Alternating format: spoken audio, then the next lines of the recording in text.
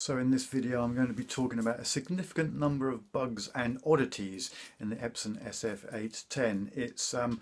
I think the Epson SF810 is a superb piece of hardware. It's great, it's very good quality, but the firmware frankly is terrible.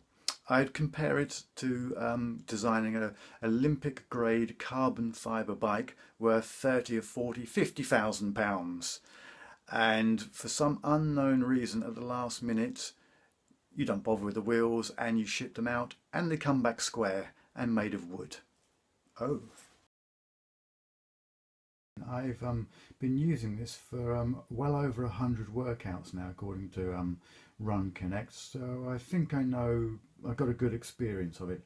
Right, as you can currently see in this particular example, I've got a walk on the go. It's been paused here. I just start it briefly, just put a few more seconds on it. There you go, stop it. Now, as I found yesterday after a race, I wanted to check to see what my race results were in the history. And what I realized was I had two choices. I could either chop my walk in half to so I could have horrible little chunks of half miles and then view the history of what I just did, or I could carry on recording my activity and not look at my history. And I chose to not look at my history and carry on recording the activity because I didn't want silly little chunks. Now why am I saying this? The reason I'm saying this is because whilst you are recording in that activity, you're impossibly locked out of the history. You can't get to it, and there's lots of functions that you are locked out of. Now the history, all you can do is start, stop, light, and change paces and things, and make a lap. Can't get to it, it's gone. So that's one thing, this is going to be a consistent theme with the Epson SF810, and that is that you are locked out of a lot of functions because you're in a record mode, and a lot of the functions, stupidly in my opinion, you can't get to until the watch is basically turned off in just sitting in time mode, which is really daft. Which brings me on to my main two gripes the entire time of using the Epson SF810, and that is when you switch it on, it will search for satellites, but it only does it for a very limited period of time. And I have reasonably poor reception inside my house. And I'm not going to want to put my watch outside every time I want to pick up satellites. So what happens is it fails to find them, and if you don't get there quick enough, it shuts itself off. And every time I go out for a run, I always forget how long I've left it on searching for satellites, and you can almost guarantee that it has not picked up the satellites and gone back into sleep mode, and you have to do it all over again. So here we go. I'm just going to reset this activity. There we go. And I'm going to turn the watch off, and I'm going to show you this for yourself. So let's turn it on and see what the satellites are like. Okay, so that's just failed to find a GPS signal. Well, that's fine, that's absolutely fine. I don't got a problem with that. It's not going to find a signal all the time, but look what happens when I don't actually press continue. There we go. So it's gone back to sleep. Okay, so what usually happens is I set my Epson running, I go and in a window so that I get a reasonable signal, a satellite signal, and I go and get my trainers on, get my pack and all my bits and pieces ready, and almost every single time I come back and I find, oh no, it couldn't find a satellite signal, it's gone to sleep. So what I have to do, I have to press start again, GPS locating, and the chances are quite high that it won't find it, and it will do it all over again while I go and get the rest of my kits ready. And I've had to do this about 4 times in a row now, and it's really frustrating. But carry on looking, Epson. Don't go to sleep just and giving up. That's like, this is a GPS watch. Don't give up when you can't find your GPS, because it makes it pretty useless.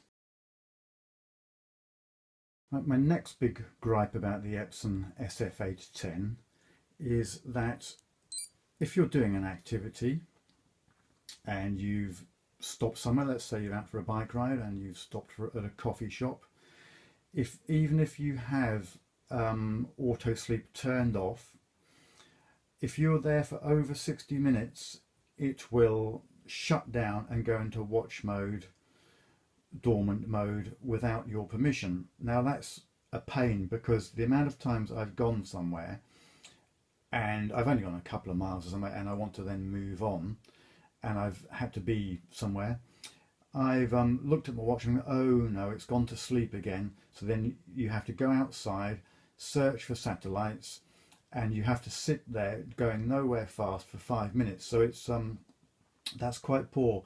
And I can confirm I've turned auto sleep off, and there's nothing else I can do. I've looked deeply into it, and that is a firmware feature of the SF810 that Epson have put in, whether you like it or not. So if you have it stopped or paused, but you know, for over 60 minutes, it will switch off, and you've got to switch it on again. The other point about doing that is that it will cut your activity in half.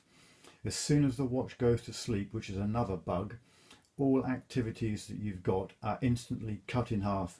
Now I know for a fact that Garmin won't do that. If you switch, even if it runs out of power because of low batteries, and you charge it up, it will pick up again as soon as you switch it on again and carry on from the same activity.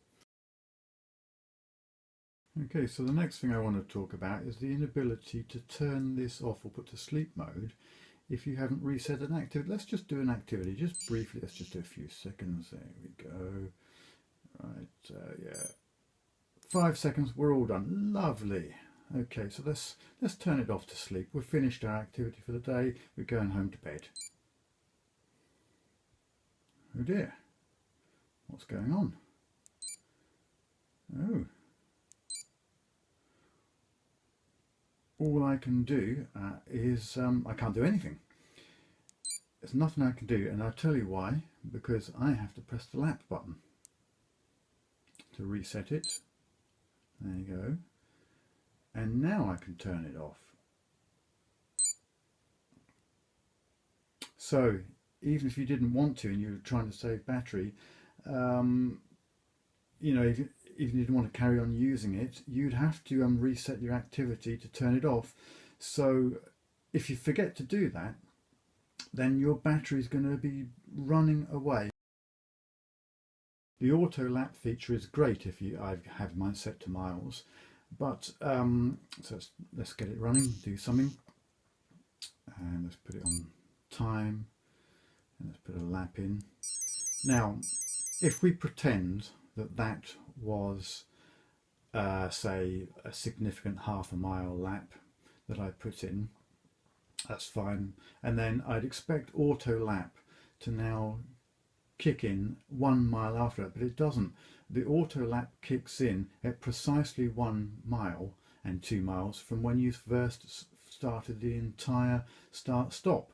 So what it means is I'll have a half a mile, then another half a mile, and then, you know, miles after that. But if I needed to put laps in, I'd get all these little chopped up pieces, and I'd never get a complete mile at any point, because it'd always be chopped up. Now I've customized the screen displays on this, so just flicking through them. I like to have average pace on every single one, but I've got distance split, time, lap, paste, that sort of things. But I have removed the main lap page. Okay, so even though when I press a lap, if I haven't seen that at the time, what I've found is it's actually not possible to at any point go back in and see any laps. The only way you can see your laps is to shut down the entire watch into sleep mode and then go into the history. So let's compare that to a trusty Garmin 310 XT. So let's do an active. Let's start. There we go. Let's put a lap in. Let's put another lap in. And another lap in. Okay, so I can go look at my screens there, heart rates and things, all that sort of business. Whatever these are like the same as the personalised screens on the Epson, same sort of difference. But if I then press mode to history and activities and activity in progress, view more, and I can view the laps. And I've got, there we go, that lap. Let's say I'm using this on a 24-hour ultra run or bike ride, whatever, it doesn't really matter. And I've been using it for say 15 hours. I know the battery is going to fail soon. I know I've got another 10 hours to go. So I'm going to have to plug it into its cradle, which is absolutely enormous, by the way. So let's pop it in. So let's just say, for the sake of argument, that's acceptable, and I can put that into a bum bag, even though it's ridiculously enormous. So I'm going to plug this into a handy little power bar, quite standard. Now notice the my activity is still running, so let's plug it in. Let's see what happens.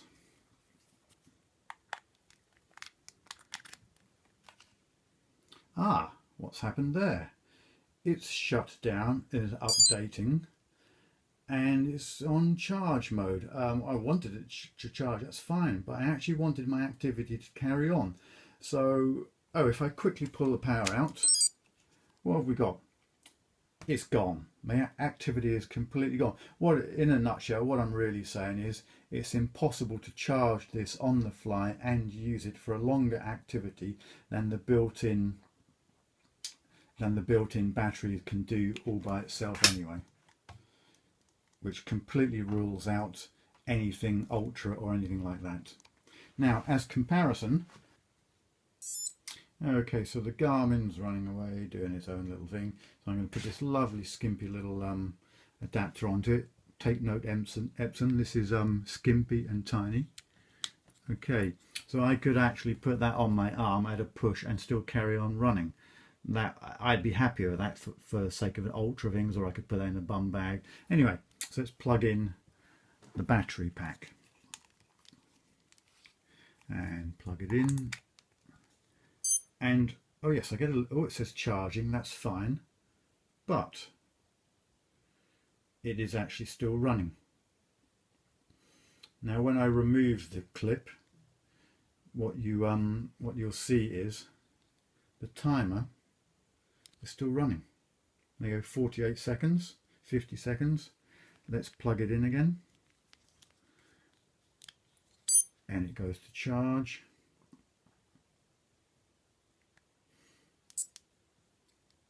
And it's doing its charging. I remove the clip. Still carrying on. It never paused a beat. Now, while we're talking about battery power, Epson, this is the worst bug I've seen on any device ever. Now, you may not think this is significant, but you need to think about the implications of this. It never ever gives you a battery warning when you're about to run out of power. So when that last bar goes down on the bottom here, and you see one little segment left and then maybe no segments left, you have got no idea whether you have 5 hours, 5 minutes or 5 seconds left. You've never got a battery indicator. The Garmin, all Garmin's will give me a bleep, and they give you about a 20-minute warning, let's say half an hour warning, and that display of low battery never goes from the screen unless you press enter. 5 minutes later, 10 minutes later, that warning will come again, and it won't go from the screen unless you press enter, and it also gives a bleep, audible bleep at the same time. Now I know when that happens I've got between 10 minutes and half an hour to quickly get it charging, get a battery pack on it, or at least know I need to terminate my run. The amount of times the Epson has just stopped on me and I look and all I've got is a blank screen is quite numerous, and that is terrible. What that means in reality is, say my Epson has a 16 or so hour battery life, I can only ever reliably use it for 10 hours because I'll be too scared to ever use it for any activity up to the full 16 hours because I'll never know how I'm going to last. So that's terrible. That is the worst bug. That is all of the power issues of shutting it down and never knowing how much you've got. This little indicator on the bottom here is a complete waste of time. The one on the Garmin is just the same, but the Garmin gives you a warning, as I said, as to how much battery life you've got left. Very, very significant bug, that is. Now I want to change some of the settings on this. Let's say I want to change the auto lap settings. There we go, auto lap, and I just change some settings. Now what I find annoying about this is it says setting something or other, and you can't actually read what setting it is until it's scrolled all the way through. And so I have no idea if that has setting 1, setting 2. Why did I have to choose a word so long as setting 1 and setting 2? Why couldn't they have just had number 1, number 2? I don't know. So it takes about a second for that to scroll through so you can actually read that. I mean, you know, it's terrible. So I can select that and then, you know, do whatever, and then back and all that sort of business. There's several screens on the Epson which are like this, where you can't read the entire words until it's scrolled through, and it really is sort of poor Japanese or Chinese translation into, you know, root English without having any thought about what it actually means to look at.